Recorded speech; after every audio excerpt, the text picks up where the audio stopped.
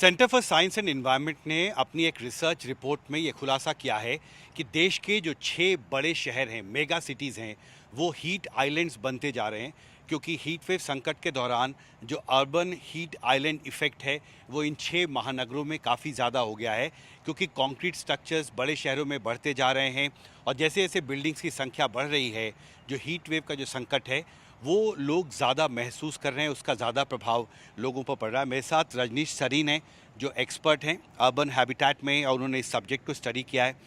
पहला सवाल ये है कि इस हीट वेव संकट के दौरान, से पहले भी गर्मी बढ़ती रही है दिल्ली में, पर हम ज़्यादा क्यों महसूस कर रहे हैं अब गर्मी को? देखिए, अब जब आप आज की डेट में जब बात कर रहे हैं ना कि अब 10 साल, पिछले 10 साल में दिल्ली में क्या क्या बना, अगर उसको आप जोड़ेंगे तो दिल्ली में खुद तो कंस्ट्रक्शन हुआ उसके आसपास पे जितने भी हिंटरलैंड थे, वो जो कि एग्रीकल्चर हुआ करता था, कुछ भी था, उसमें भी अब कॉन्क्रीटाइजेशन बहुत हो गया। दिल्ली का दो तरीके से रुझान जो है बदल गया। तो अब कंक्रीट इतना ज़्यादा हैवी हुआ है आपके पास। कंक्रीट का प्रॉब्लम क्या है? उसका इशू ये है कि वो एक अपने आप में दिन में तो आपको गर्मी बहुत फेंकेगा, दूसरा वो अब्जॉर्ब बहुत करता है। एब्जॉर्ब करने के बाद वो रात को हीट फेंकना शुरू करता है बाहर। अब आप रात को घर पहुंचे, एक तो ऑलरेडी गर्मी थी, ऊपर से कंक्रीट ने अब वो डिस्चार्ज करना शुरू किया, उतना हीट एनवायरनमेंट में आया, प्लस आपने एसी ऑन कर लिया। अब ये सारी हीट जो है ना एनवायरनमेंट में बाउंस करती रहेगी। तो आपका दिन और रात का जो डेल्टा होता था कि सुबह का तापमान अलग है, शाम को दोपहर में अलग होता था, रात में अलग हो जाता था। अभी आप ऑब्जर्व करेंगे कि पूरा टाइम आपको कोई डेल्टा नहीं मिल रहा, मतलब कोई ड्रॉप नहीं आ रहा है, कंटिन्यूसली उसी टेम्परेचर पर चल रहा है। कहीं कहीं देखिए आप कंटिन्यूस यूज़ के बाद अभी एसी फट रहे हैं, कहीं कुछ हो रहा है। तो ये सब अपने आप में एक बहुत बड़ा इम्पैक्ट हीट आइलैंड इफेक्ट का है। तो आपके पीछे जो ये तस्वीर है, स्टीफन ज़रा ये तस्वीर दिखाइए। इसमें आप देख सकते हैं कि बहुत सारी बिल्डिंग्स हैं यहाँ पे और सब एक दूसरे से लगता है चिपकी हुई है। इसमें स्पेस नहीं है बीच में, और रात दिन भर में तो ये कंक्रीट स्ट्रक्चर्स बहुत गर्म हो जाते हैं। और आप ये कह रहे हैं कि रात को जो जो जमा है गर्मी, उसमें वो फिर धीरे धीरे रिलीज़ होता है। और इसलिए आज भी मौसम विभाग ने ये कहा है कि जो मिनिमम टेम्परेचर है नॉर्थ वेस्ट इंडिया के राज्यों में, दिल्ली में, हरियाणा, पंजाब में, वहाँ पर मिनिमम टेम्परेचर औसत से 4 से 7 डिग्री सेल्सियस तक जाता है।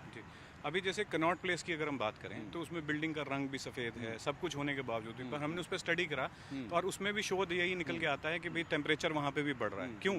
उसका कारण ये है कि आपका सड़कें काली हैं, पार्किंग ग्रे है, उसके बाद बिल्डिंग के रूफटॉप भी ग्रे हैं। तो ये तीन एलिमेंट्स अपने आप में जो कम से कम 75% ऑफ एरिया घेर के बैठा हुआ है, उसमें ग्रीन की परसेंटेज बड़ी छोटी हो गई।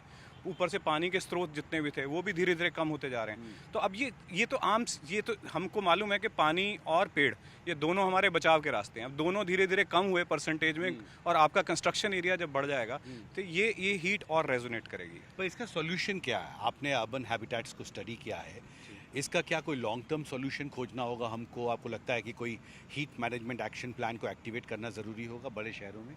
अभी जो हीट एक्शन प्लान जितने भी हमारे आज तक बने हैं, जितने भी शहरों ने अभी बनाए हैं, उनका इस वक्त जो फोकस ज़्यादा है वो इमरजेंसी रिस्पॉन्स पे है। क्योंकि शायद हम ये सोच के चल रहे हैं कि ये समस्या थोड़ी सॉल्व हो जाएगी, पर ये अब ये परमानेंट हो चुकी है। अब ये एक्शन प्लान सिर्फ इमरजेंसी रिस्पॉन्स पे ना रह के इनको अब प्लानिंग में ले जाना पड़ेगा। आपको आज की डेट में अर्बन प्लानिंग में हम क्या करते हैं, कैसे शहरीकरण किया जाएगा। अब देखिए, हमने अलग अलग जगह शहरों में जाके इसको स्टडी किया, हमें ये समझ में आया कि जब आप बिल्डिंग को बहुत ऊंचा बना लें या बहुत नीचे भी बनाते हैं, छोटी हाउट पे भी बनाते हैं, दोनों जगह पे हीट का रेजोनेंस अलग होता है। और अगर आप मिड राइज बनाते हैं तो हीट रेजोनेंस अलग है, क्योंकि कुछ चीज़ें होती हैं अर्बन फॉर्म का एलिमेंट्स हैं हमारे पास। जैसे फॉर एग्जांपल पेड़ बचाव देता है हमें, पानी हमें बचाव देता है, पर अगर आपकी बिल्डिंग 50 मंजिला बन गई, पेड़ क्या कर लेगा? उसमें कुछ नहीं कर सकता। हम आज की डेट में जितनी भी कॉन्सेंट्रेशन ऑफ कंक्रीट डाल रहे हैं वो पेड़ों की या नेचुरल बैरियर की हाइट से बहुत ऊपर चला गया। अब वो क्या होता है, कोई एक मास है कंक्रीट का which is right in the middle of, बीच में शहर के खड़ा है। अब वो सारा टाइम हीट एब्जॉर्ब करेगा, सारा टाइम हीट रेडिएट करता रहेगा। तो ये समस्या कभी भी हल नहीं हो। आपको वहाँ तक कंस्ट्रक्शन को रखना पड़ेगा जहाँ पेड़ सहायक हो, जहाँ पे मान लीजिए पानी के स्रोत आप तक पहुँच सके। पानी जैसे मान लीजिए 2 या 3, 4, 5 कुछ मीटर तक आपको हेल्प करेगा, 100-200 मीटर तक भी हेल्प करता है। पर अगर आपने कंस्ट्रक्शन इतनी ऊंची कर दी तो वहाँ तक उसका इम्पैक्ट आने नहीं वाला। तो फिर आप जब भी क्योंकि ये समस्याएं जो हैं अग्रेसिव हो गई। अब हमारा जिस तरीके का FAR है, फ्लोर एरिया रेशो जिसको हम बोलते हैं, उसमें आप देखिए कंस्ट्रक्शन जितनी भी सराउंडिंग में है, पहले दिल्ली में कहीं पर भी आपको बड़े स्ट्रक्चर नहीं दिखते थे। अभी आप कैमरा घुमाएंगे तो चारों तरफ आपको हाई राइज बिल्डिंग दिखती हैं। मैं पिछले 8-9 साल से यहाँ पे आता हूँ, मतलब इंडिया हैबिटेट सेंटर तो हम कई सालों से आते हैं, उसकी किसी भी छत पर चढ़ के आप देखेंगे तो आपको अब हाई राइज स्ट्रक्चर चारों तरफ दिल्ली के देखें। अब क्या होता है, इससे हवा का दबाव वो भी बदल गया।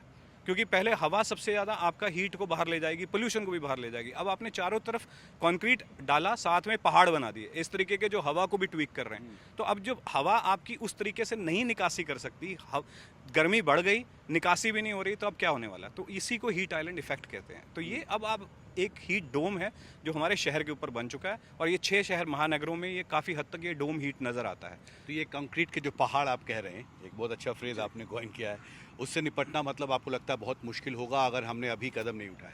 जी, इसका बहुत ज़रूरी है, क्योंकि ये सोच लेना कि सिर्फ और सिर्फ कंक्रीट एक इलाज है, वो नहीं है। क्योंकि हमारे पास बहुत सारे और मटेरियल है।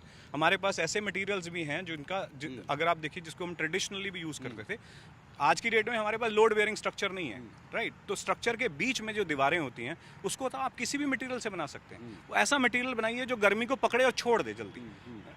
तो ऐसे बहुत सारे मटेरियल हैं जिनके अंदर इंसुलेटिव प्रॉपर्टीज जिसको कहते हैं ना, ऐसे नेचुरली हमारे पास इतने मटेरियल्स हैं जिनको हम यूज़ कर सकते हैं। बट हम वो सब हटा के सीधा फोकस हमारा आज की डेट में सिर्फ कंक्रीट पर चला गया, वो गलत है। अगर आपको थाली, Indian style of eating is थाली, तो थाली पे सारे रंग अच्छे लगते हैं। अब आप सिर्फ एलाकाट एक तरीके का प्रोडक्ट खाएंगे तो उसमें पेट खराब होगा। तो उसी तरीके से आप समझिए कि शहर का पेट अब खराब हो चुका है। यानी अर्बन प्लानिंग की जो पूरी व्यवस्था है, जो बिल्डिंग बायलॉज हैं, जो हम लॉन्ग टर्म प्लान्स जो शहरों में, जो अर्बन डेवलपमेंट मिनिस्ट्री और जो दूसरे शहरी विभाग से जुड़े विभाग जो नई योजनाएं बनाते हैं बिल्डिंग बायलॉज को लेकर, उन सब में भी इस हीट वेव के संकट से निपटने के लिए हमें नए सिरे से नए एलिमेंट्स को ऐड करना होगा।